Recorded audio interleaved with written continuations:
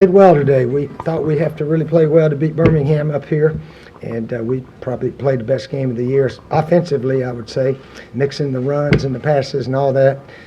Left a few points out there on some drives that irritates me a bit, but I guess that's going to happen sometimes. But yeah, our defense played well. They gave up 2 drives and 14 points, but that's a pretty good day's work. So proud of the team. Our kicker, Elliott Fry, he hadn't missed yet. So he's, 11 for 11? Pretty good kicker. Punter's pretty good. We've got a pretty good team if we can stay in focus, and stay within ourselves. So hopefully our guys want to achieve a lot this year because I think we have a chance to. Coach, Davion Smith had 119 yards on the ground today. First 100-yard rusher for your team this season. Yeah, we gave Davion a game ball, and he's a good back and breaks arm tackles as he's running up in there. Our offensive line run blocking was really good today. Pass blocking was pretty good also. But, yeah, Davion, Dearness and Davion, and even Ryan Green got in there at the end a little bit. But those two are really good backs. And today was mainly Davion's day to do most of it. Birmingham put in a new quarterback after Perez did that pick six, and y'all allowed 2 touchdowns. But how do you feel about your defense being able to adjust to a new QB who you probably didn't really spend a lot of time on this past week? You don't really adjust to them. You just try to play the coverages against what they're doing. But he was firing it around pretty nice there. He really was. And, of course, he can scramble out of the pocket and make plays happen. So they did some good things offensively. Fortunately, we did a lot of good things offensively also. Coach, talk about having a very good running game to go with the passing attack, especially when you put a flea flicker in there that led to one of your scoring drives. A flea flicker, which one was that? Oh, fake reverse? That's not a flea flicker. A flea flicker is when you throw it out sideways and he catches it and throws it. No, it's just for some reason that little old fake reverse play seems to make some yards. And, of course, Davion broke 1 or 2 tackles or made a nice cut. But that's just a play we run about every week, really. Yep. Yeah. You talk a little bit about the penalties. Seemed like it hurt the team in certain Yeah, key spots. At one drive we had a bunch of penalties, but other than that, I don't know how many do we have? A bunch. 82 total yards. We didn't have many on offense, so our offensive guys are pretty good. We jumped offside on that 4th and 1, which was a bad call on my part.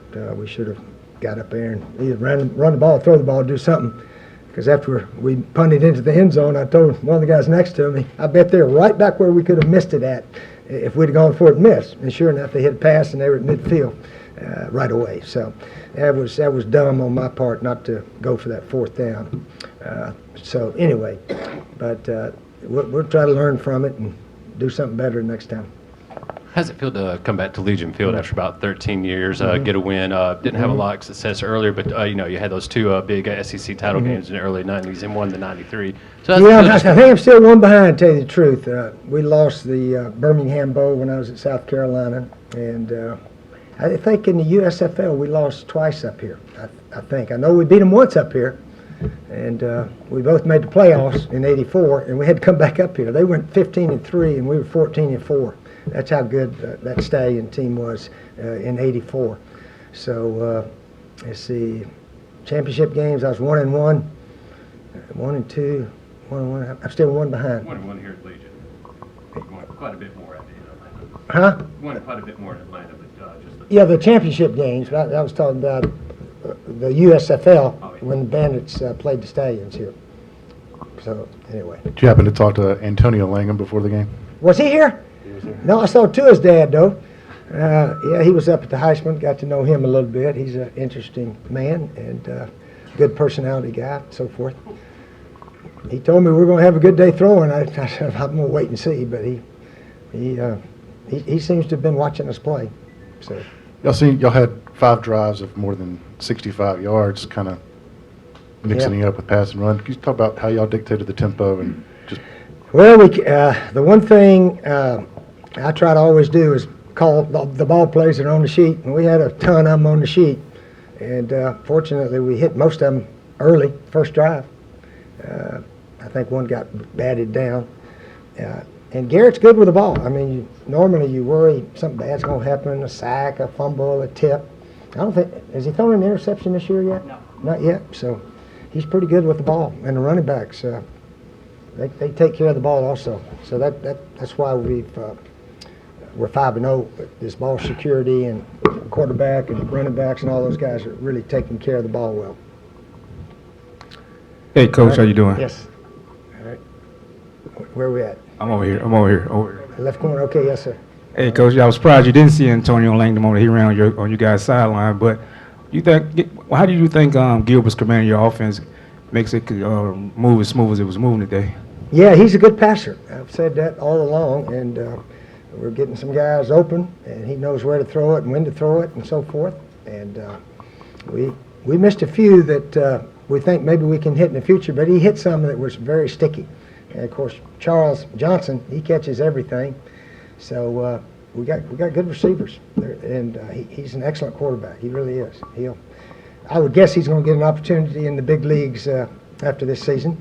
But he's committed, like all of our players, to trying to make the most we can out of this year with the alliance with the Orlando Apollos. So he's done an excellent job. Practice all week. He's been voted captain, I think, every week so far. So he's got a good commitment. That's obviously what you want your quarterback to be, one of the good teammates and all that. Coach, on that same vein, last week at the Combine, a lot of the general managers, a lot of the coaches were saying that they are evaluating the AAF and they have their eyes on this. What is your message to the players to keep them motivated that, hey, they could get the chance to go up there back to the NFL? Well, they know that. And we talk about it all the time. You're always interviewing or you're auditioning for a job in the big leagues. And we said that at the beginning of the season. When this year's over, I hope 20 of you can go to the big leagues and make about 100 times more than you're making now. So that's what we hope happens. And if that happens, then we'll find another bunch of guys and hope it happens for them the next year. Coach, you said a minute ago that you got to know Nalu, Tagovailoa, the Heisman, and just having coached in the conference. What do you think of Tua, his going into his junior season and then even beyond that? Tua, he's an excellent passer also, and that's why their pass offense is above most people, is because Tua throws a nice catchable ball and so forth. And yeah, he's definitely the favorite for the Heisman this year.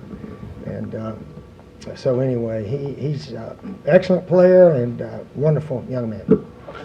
Okay. Coach, you having fun again being at your element? What's that now? Right here. What's the question? You having fun again being at your element? Well, we're 5-0. You know, if we're about 2-3, I'd say no. But yeah, we got a good team. We got a good team. They listen, and that's the fun part of coaching. Last team I have, I did a sorry job, and the attitude on the team was sorry, and that's up to the head coach. So I'm hoping I'm a better coach now than my last year at South Carolina.